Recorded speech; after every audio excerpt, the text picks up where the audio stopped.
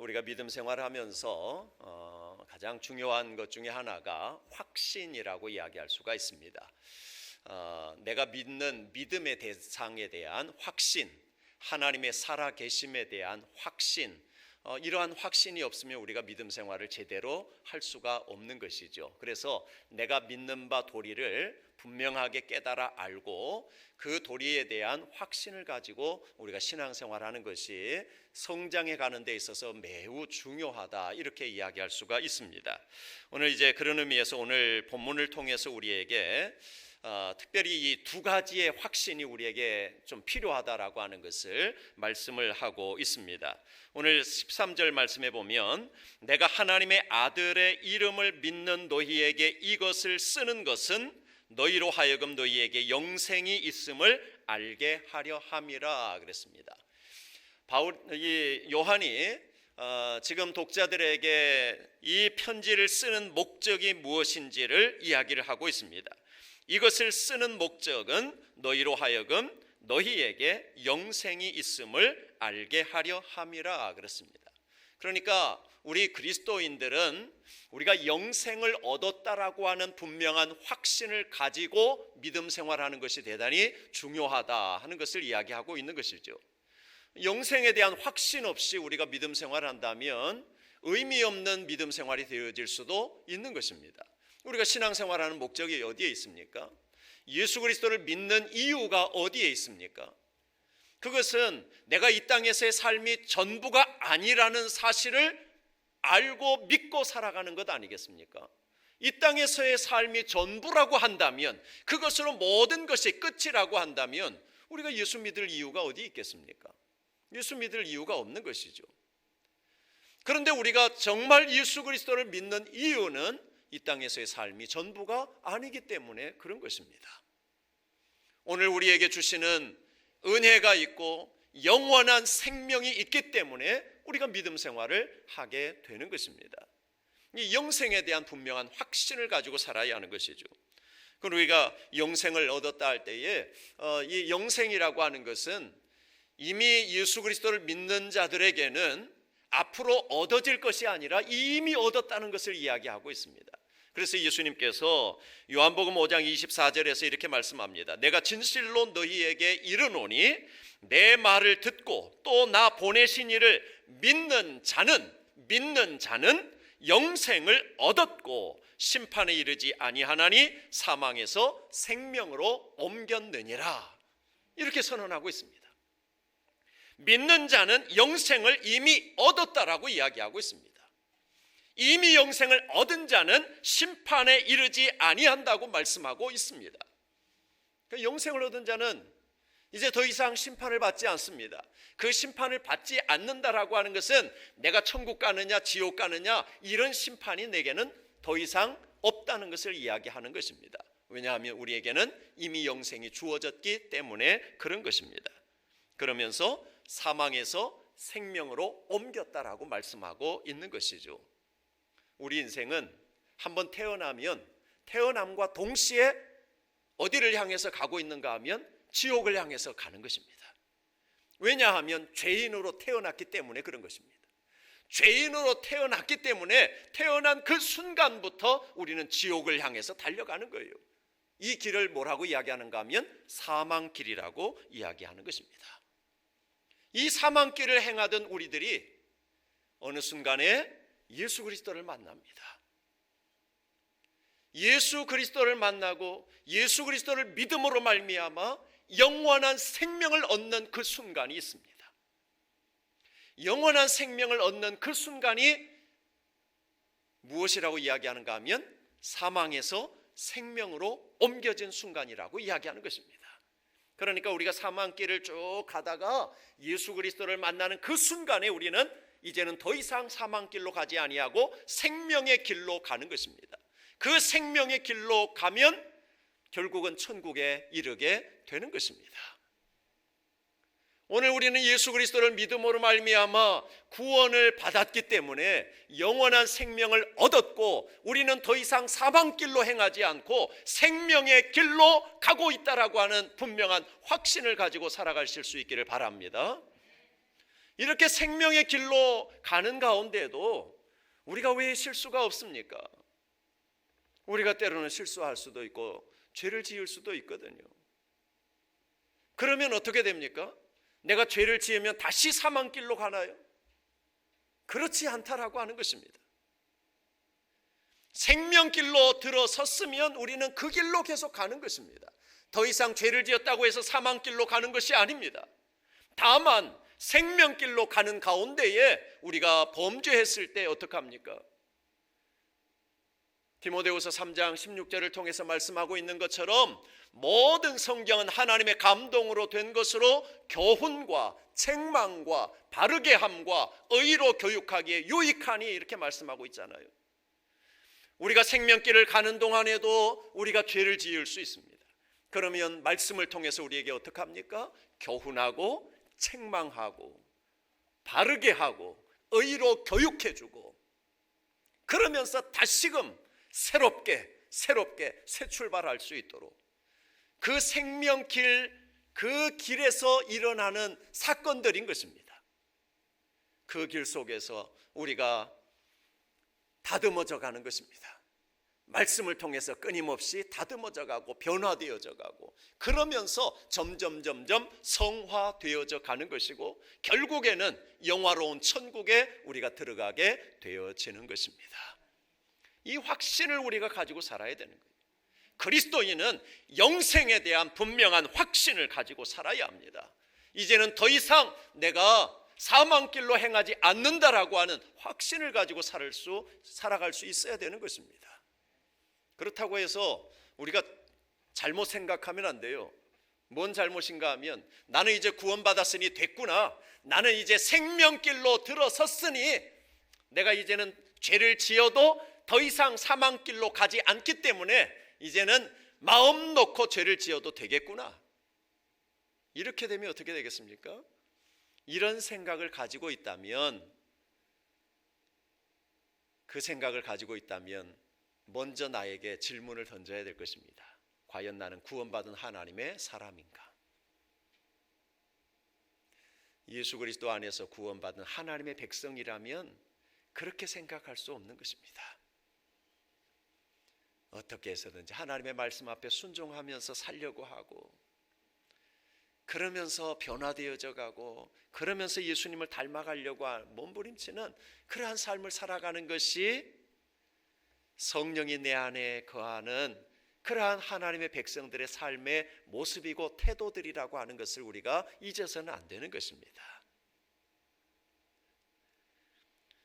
우리는 이러한 영생의 확신에 대한 부분뿐만 아니라 두 번째로 우리가 확신을 가지고 살아야 될 부분이 있는데, 그것은 바로 기도 응답에 대한 확신입니다.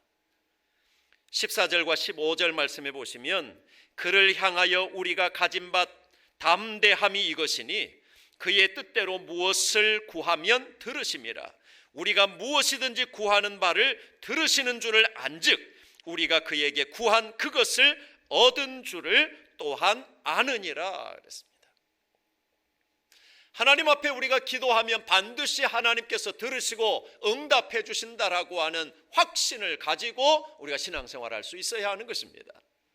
그래서 우리가 기도할 때에 이 확신 없이 기도하면 안 돼요. 의심하며 기도하면 하나님의 응답을 기대할 수 없다고 말씀하고 있잖아요. 우리가 하나님 앞에 기도할 때는 하나님이 반드시 내 기도를 들으신다는 확신을 가지고 기도해야 합니다. 그렇게 기도하면서 우리의 기도가 정말 바른 기도를 하고 있는지 그 부분에 있어서는 우리가 점검해 볼 필요가 있는 것입니다. 여기 말씀에 뭐라고 이야기하고 있습니까?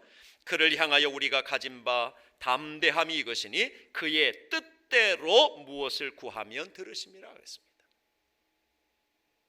그의 뜻대로 구하면 하나님께서 들어주신다고 말씀하고 있는 것입니다. 하나님의 뜻대로 구하라는 거예요. 그러니까 내 뜻보다 하나님의 뜻을 우리가 잘 분별할 수 있는 지혜가 우리에게는 필요한 것이죠. 내 뜻과 하나님의 뜻은 어떻게 분별할 수 있는가?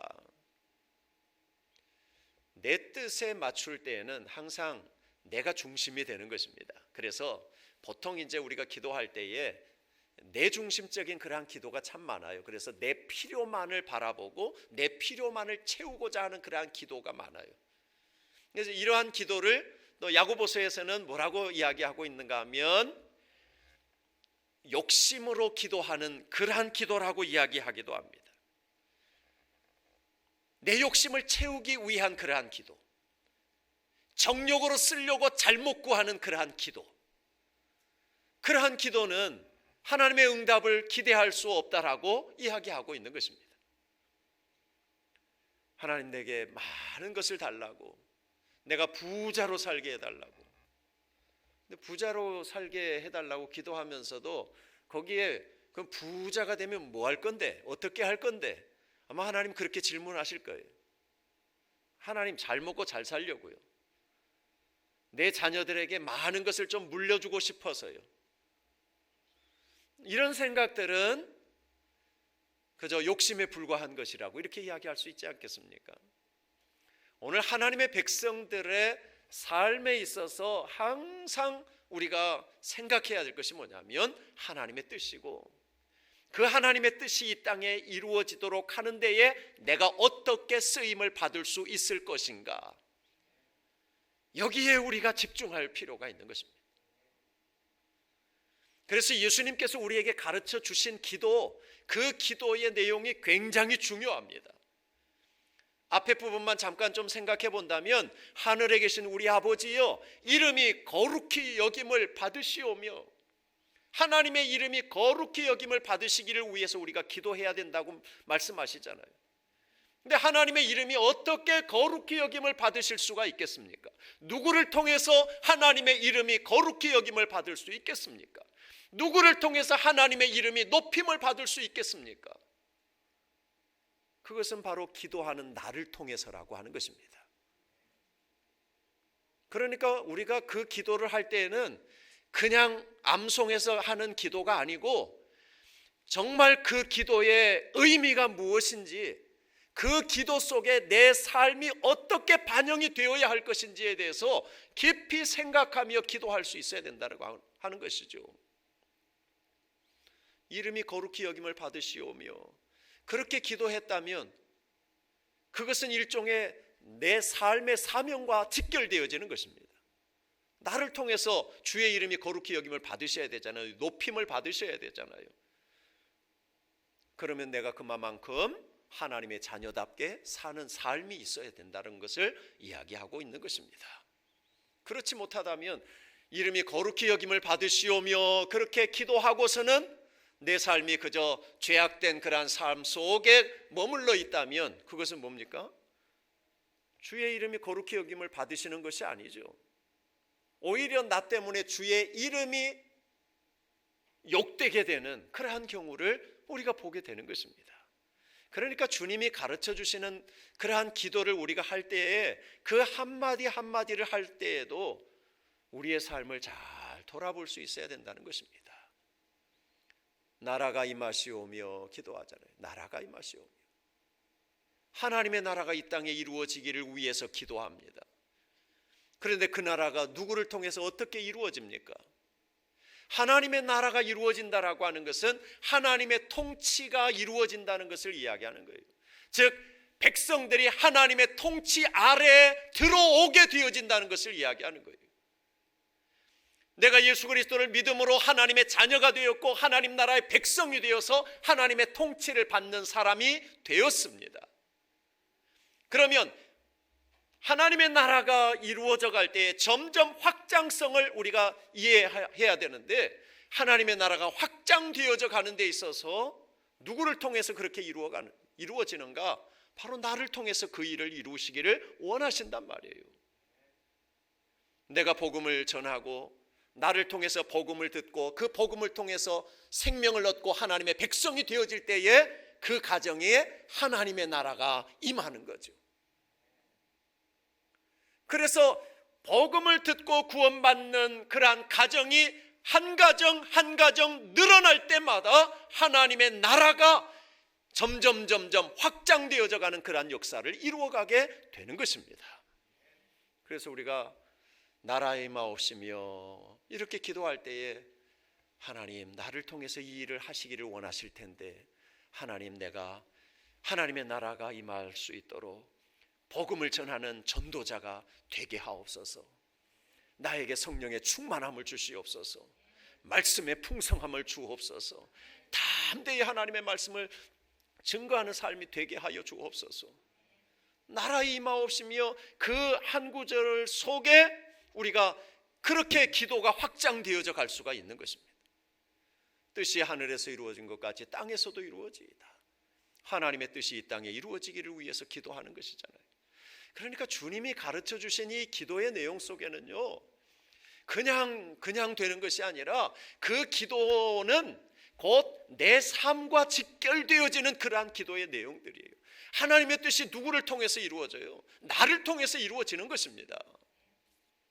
그러니까 우리는 하나님의 뜻이 이 땅에 이루어지는 데에 하나의 도구가 되어지고 통로가 되어질 수 있다라고 하는 것을 우리가 알아야 되는 것이죠.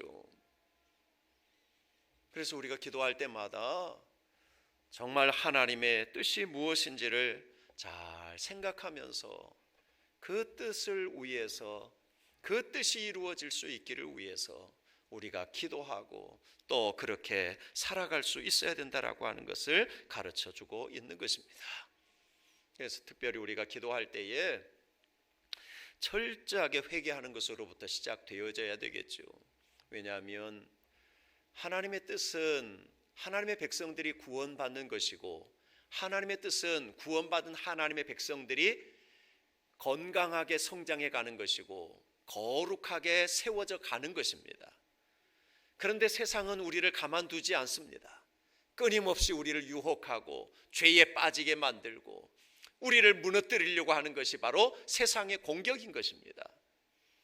그래서 우리는 때때로 그러한 공격 앞에 허무하게 무너지는 경우들도 종종 있어요. 그러니까 우리가 그럴 때마다 하나님 앞에 우리의 모습을 돌아보면서 철저하게 회개하며 하나님 앞에 나아가는 그러한 자세가 우리에게 요구되어지는 것입니다. 그래서 우리가 기도에 더 열심을 낼 수 있어야 돼요. 하나님 앞에 정말 기도할 때에 그냥 내 욕심만을 위해서 기도하는 것이 아니라 정말 하나님의 영광을 위한 삶이 무엇인지, 하나님의 뜻이 이 땅에 이루어지는 것이 무엇인지, 정말 하나님의 마음이 무엇인지 그 마음을 우리가 헤아려 알기 위해서 정말 하나님 앞에 전심으로 기도할 수 있어야 되는 것입니다. 사무엘상에 보면 한나의 기도를 우리가 잘 알고 있지 않습니까? 한나가 전심으로 기도합니다. 아마도 한나는 처음에는 이 분인나로부터 공격을 당하고 그러면서 아이가 없음으로 인해서 그것 때문에 공격당하고 그러다 보니까 마음이 불편하고 어떤 면에서는 막 분노가 일어나고 그래서 하나님 앞에 기도하기 시작했을 것입니다. 그런데 한나가 그렇게 기도하다가 하나님의 마음을 알게 됩니다. 그래서 하나님의 심정을 통했다고 이야기를 하는데 하나님과의 마음이 통했다라고 하는 말이에요. 하나님과 한나의 마음이 통했는데 그 통한 것이 우리는 어떻게 생각할 수 있는가 하면 그 당시에 이스라엘 백성들의 이 이스라엘의 나라의 상황을 우리가 보면 알아요. 그 시대는 암흑기와 같은 시대였어요. 지도자가 없어요. 엘리 제사장 가문이 제사장으로서의 백성들을 정말 잘 인도해가고 백성들이 바르게 하나님을 섬길 수 있도록 돕는 자의 역할을 잘 감당해야 되는데 그렇게 하지를 못하고 있어요. 오히려 제사장 가문에서 하나님 앞에 범죄하는 일들이 일어나고 있어요. 엘리의 아들들이 제사하러 오는 백성들의 그 재물을 갖다가 갈취하는 그러한 일들을 행하는 거예요. 그러니 어떻게 하나님과의 관계를 백성들이 회복해 갈 수가 있겠습니까? 암울한 상황인 것입니다. 그러니까 그 상황을 보면서 하나님의 마음이 얼마나 아프시겠어요? 얼마나 아프시겠어요? 한나가 기도하는 가운데 그 하나님의 마음을 알게 된 거예요. 하나님의 마음을 알게 된 거예요. 그래서 하나님 앞에 한나가 그렇게 기도하는 것입니다. 하나님, 내게 아들을 주시면 내가 그 아들을 하나님께 바치겠습니다. 그 아들이 이 시대에 빛이 되어질 수 있도록, 이 민족을 살릴 수 있도록 하나님 내게 아들을 주시면 그 아들을 하나님 앞에 드리겠습니다. 그랬을 때 하나님께서 한나에게 아들을 주셨잖아요. 그 아들이 누굽니까? 사무엘인 것입니다. 그 사무엘이 민족을 살리는 지도자가 되는 것 아니겠습니까? 오늘 우리가 기도할 때에 정말 하나님의 마음을 알기 위해서 우리가 깊이 기도할 수 있어야 될 것입니다. 이 시대를 바라보시는 하나님의 마음을 우리가 알아야 하고, 우리 교회 공동체를 바라보고 계시는 하나님의 마음을 우리가 알아야 될 것입니다. 그 하나님을 알고 그 하나님의 마음이 우리 교회를 통해서 시원케 되어지는 것이 무엇일까? 우리 교회를 통해서 이 시대에 정말 어떤 일들을 감당해야 하나님의 마음이 시원하실까?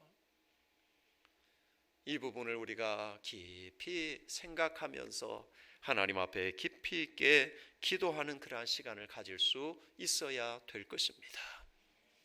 그럴 때 우리를 통해서, 우리 교회 공동체를 통해서 하나님의 역사가 이루어지게 되는 것입니다.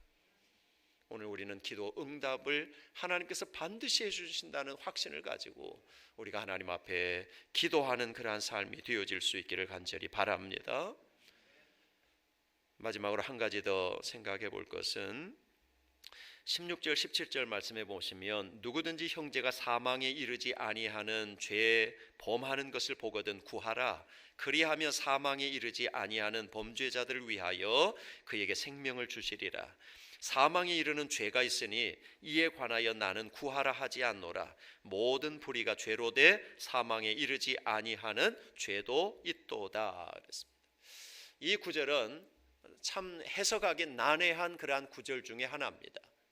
사망에 이르지 않는 죄, 사망에 이르는 죄, 사망에 이르지 않는 죄가 무엇이고 사망에 이르는 죄가 무엇인가? 여기에 대해서 학자들도 다양한 표현들을 하고 있습니다.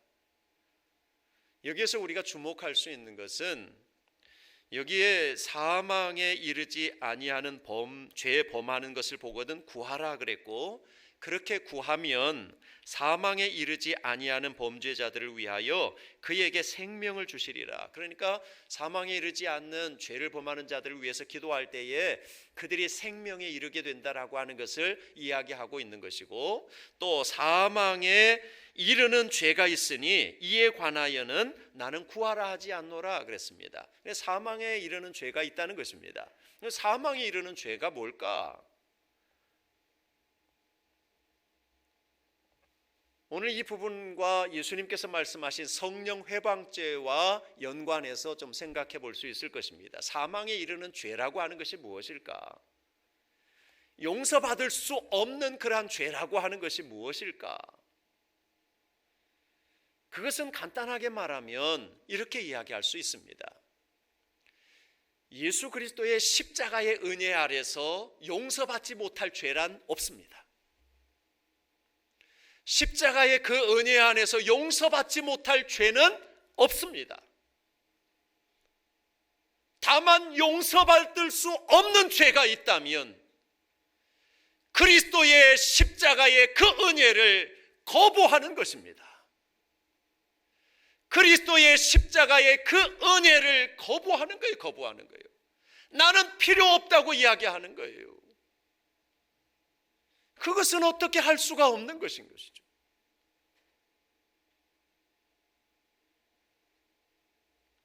믿지 않으면 어떻게 용서받을 수가 있겠습니까? 그러니까 사망에 이르는 죄라고 할 때에 한마디로 말하면 예수 믿지 않는 죄라고 이야기할 수가 있는 것입니다. 예수 믿지 않고서는 결코 죄 용서함을 받을 수 있는 길이 없는 것입니다. 그러므로 이 땅에 용서받지 못할 죄는 없지만, 십자가의 그 은혜 안에서 용서받지 못할 죄는 없지만, 때로는 아무리 사악한 자라도 수십 명의 사람의 목숨을 앗아간 그러한 사람이라 할지라도, 그런 죄인도 하나님 앞에 자복하고 십자가의 은혜 앞에 나오면 그 모든 죄를 용서받을 수가 있는 것입니다. 그러나 용서받을 수 없는 그러한 죄인은 결국은 다른 거 아니에요. 예수 믿기를 거부하는 것밖에 없는 것입니다. 예수 믿는 것을 거부하는 자에게는 용서라고 하는 단어가 있을 수가 없는 것입니다. 그렇기 때문에 우리가 기도할 때에 여기 사망에 이르는 죄가 있으니 이에 관하여 나는 구하라 하지 않노라 그랬는데, 어쩌면 이 부분에 있어서 사도 요한이 편지를 쓰고 있는 그 당시의 독자들은 아마 이 말씀의 의미가 무엇인지 분명히 알고 있었을 것 같습니다. 그래서 이 사람은 절대 이제 안 될 것 같구나 하는 것을 알지 않았을까, 그런 생각도 들고, 또 여기에는 어떤 사람을 우리가 이야기할 수 있는가 하면 이 배도자들을 이야기할 수 있을 것입니다.